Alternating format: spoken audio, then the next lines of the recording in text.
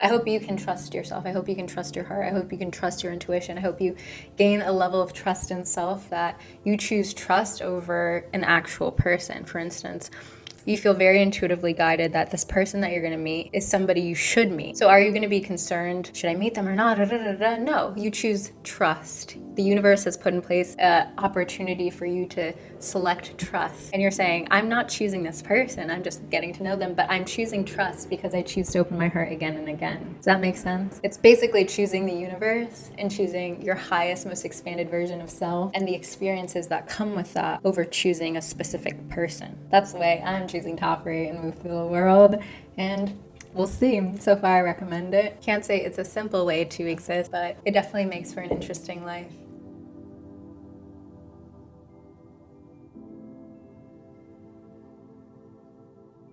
Hey you, I'm Anissa. Welcome to Create to Liberate. Today's video, we're talking about healing our trust issues, whether you're dating or in a relationship. There's so much that comes up, maybe from past experiences, going through the apps, going through dating, going through the cycles of putting our hurt out there, and maybe experiencing rejection, manipulation, illusion, all these ways that we can find ourselves falling out of ourselves and having to regroup, having to pull ourselves back. But what we pull ourselves back to is hopefully a deep state of trust within ourselves again, trust within the universe, to continue moving forward and operating in a way that we feel our most expanded, highest version of self, regardless of if we're in this partnership with this person or not. As always, I share wisdom from my own lived experience, as I believe we're all each other's mirrors. We provide a mirror to each other to be able to see ourselves more clearly and hopefully empower each other.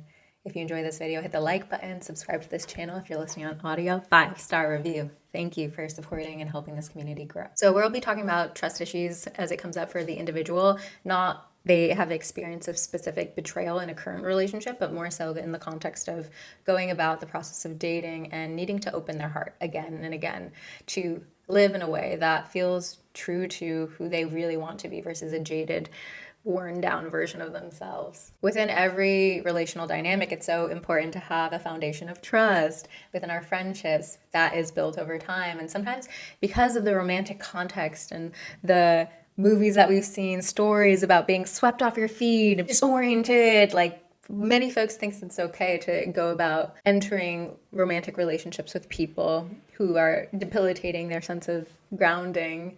And that might work for some, but it's not worked for me. So for those who are interested in building a foundation that has safety, trust, etc., and maybe moves at a healthy, slower pace, then definitely stay tuned. So there's emotional trust, there's physical trust, there's intellectual trust. We'll really be focusing on emotional trust because if I speak to feeling safe within your physicality, that can be a whole long conversation around somatics. And definitely check out my previous meditations around getting grounded and really connecting with your body for greater presence. So we're going to be addressing this in 4 parts. First, signs that you have trust issues. Many of you, if you're tuned into this, you know that you have trust issues. And I have become aware of mine, admittedly, and that's why I'm sharing this video with you, obviously, because I've been unpacking, working to dissolve whatever was lingering within me that's blocking me from love. And I love that you're doing that for yourself, to really start to acknowledge what's not supporting you in moving forward. Signs that you have trust issues is really maybe showing up as being really controlling. Maybe it's showing up as feeling like you need to manipulate a situation, feeling a big level of anxiety arise in connection with people, feeling yourself numb or this level of jadedness and not able to really connect with emotional availability. Signs of trust issues might just be a level of paranoia, and in that case, definitely seek greater support to see where that is stemming from. A lot of the issues that we have arise, if they're hysteric, they're historic. And so it helps to work with a licensed practitioner or therapist to really uncover what is going on inside of our psyches and why don't we feel emotionally safe to proceed and act in fulfilling some of the desires that we say we want, which is maybe i.e. relationship. Obviously, signs that you have trust issues is looking at your past. So if you've experienced maybe abandonment, infidelity, lies, scheming, all kinds of things, you can look back on what you've experienced historically. Those experiences likely contribute to you in the present day doing this examination on your trust issues, it's really beautiful to believe, oh, I'm over it. Oh, I get over it. But there's still a little residue. And sometimes we just have to take the time to do additional clearing and know that we're human, we carry things. And so how do we allow ourselves more release and more forgiveness? Signs that you have trust issues, last but not least, is just not able to communicate, not able to really show your full, true heart self forward, and maybe feeling some closedness around when do I start to share little bits of my history, or when do I, and thinking very strategically. Maybe you have the awareness that you have trust issues, but it's showing up in these like subtle sideways ways. I honestly think everybody has trust issues, but it's about cultivating a healthy relationship with trust, because there are people who are like, I trust everything that you do until you betray me. And then they're maybe not putting in place the guardrails of knowing their needs, their boundaries, etc., and what they'd ideally want. And then there's other folks that are like, you have to prove to me, da da da da. And it's nice to not be in either camp, to just be like, I build trust with people over time. It's very healthy for me to know that somebody's gonna be a reliable person in my life, and then I share more, and then I open up more, and it's a gradual opening like a flower. Though I do love the idea of just being like, I trust absolutely everyone. But if you're a woman, if you resemble this, then that strategy is not going to be helpful in life, because I'm constantly receiving negative experiences, and I've had to build up discernment boundaries, and I hope that you have too. But it shouldn't block you from also having the softness, the soft interior, and maybe the guarded and discerning exterior. Last but not least, when it comes to trust issues, one that I really had to unblock was connected to father wounding. And you can check out my previous video on this, but if you have a history in your lineage, in your family, of unhealthy relationship behavior from your parents or from those who are parental to you, then you might have a little bit more of a difficulty emulating healthier ways of loving without having had that reference point in your life. You might choose partners that will reinforce past pain, etc. And so really, with the awareness of marrying our conscious mind with our subconscious, unconscious, then we get to repattern and choose from an empowered state of being. When you have trust issues, part 2, it's worth addressing them with anybody that you're dating, addressing them with people that you're in a relationship with. And you don't have to be like, I got some issues, you got them too. But there's a way to address them, like, hey, it really makes me feel good to slowly build trust with someone over time. Do you mind if we start just with more casual acquaintance, like getting to know each other and build a friendship and a foundation of that? I'd like to postpone engaging in intercourse until I feel really safe and comfortable in my body with you. That might be a longer time than you had in mind. Really establishing that open communication helps. And then seeing how that person is receptive or not. That's also a big thing. We can address all the things, but are we also with a person who's receptive to that, who's showing and indicating that they want to create a safe environment? Because you can only tell somebody so many times or communicate to a certain extent, and then it really requires action, or actions being taken in the direction of creating an environment of safety. And you're also responsible in creating that environment of safety and being the leader in that. And when it comes to addressing our trust issues, last but not least, really doing the deep dive, the healing work.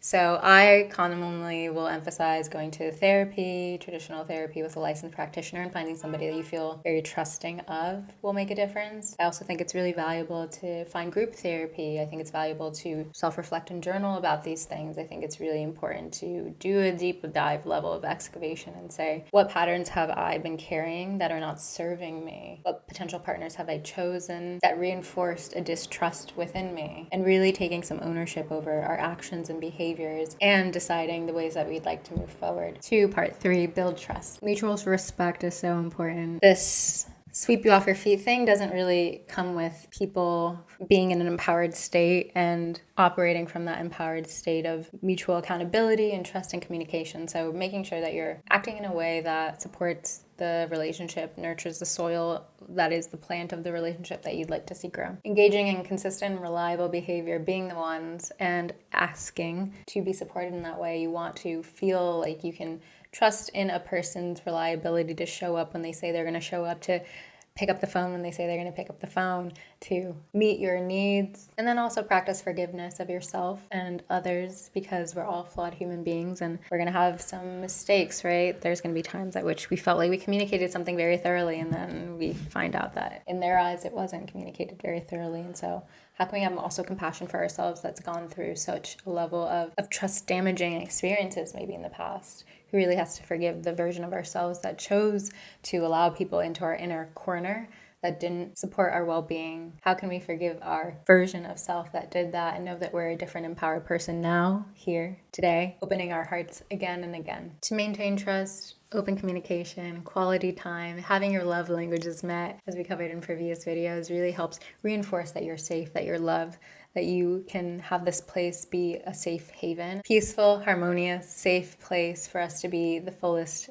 version of ourselves and all of ourselves. Making sure that you address concerns and conflicts respectfully. Learning to argue in a really healthy way helps build trust. I feel like the rupture repair is really underrated in a romantic relationship. People share like, oh, I just want things to be like smooth cruising all the time. I actually think that when you have these like divots down, similar to the stock market, it like grows exponentially because of that investment that's made during downturn, that investment in communication, healthy argument, conflict resolution. Then you get to really see who you're working with, who you're loving.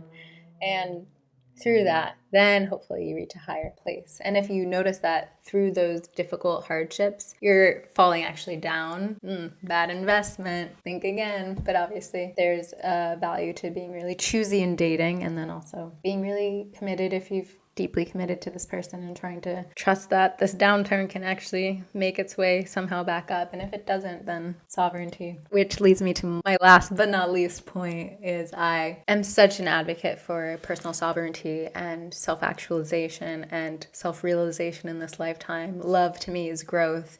If you do feel you're in a container of somebody who's draining your energy and you do not feel like you can be your expansive version of self, then that's worth questioning. There's this whole thing going on TikTok where it's like, my boyfriend drains my energy. Like, why are all these men vampires? And that kind of thing going on in relationship. But I think a lot of people allow themselves to operate in a disempowered state in the relationship dynamic because they love the polarity of dominant, submissive, etc. But the healthiest thing that we can do is know that we're whole people, to cultivate that within ourselves, so that, yes, obviously, it's so beautiful to have somebody who takes command and leads the charge, or it's so beautiful to have somebody who follows them and believes in them and uses their guidance and all that. But times are changing, and we haven't seen enough of a matriarchy. We haven't seen enough really sovereign, empowered people who are empowering community back, who are really focusing on friendship and the collective in a really liberating way that's focusing love not just on relationship, particularly on male as leader, but trust in the wider collective, trust in tribe, trust in each other.